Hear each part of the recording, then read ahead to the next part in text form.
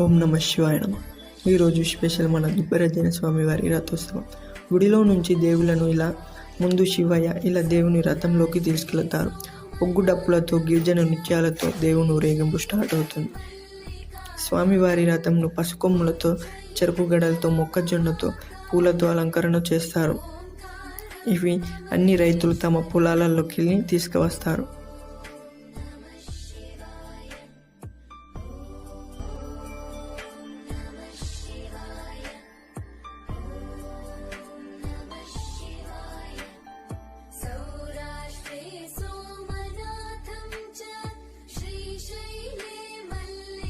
రథం గుడి చుట్టూ తిరుగుతుంది. తిరిగే దారిలో రథం వద్ద కొబ్బరికాయలు దీటి కాల్చుతారు భక్తులు. అలా గుడి నుంచి తిరిగి వచ్చాక పూలు, పసుపు భక్తులకు ఇస్తారు. అవి వాళ్ళ ఇళ్లలో పూజా మందిరంలో పెట్టుకుంటారు.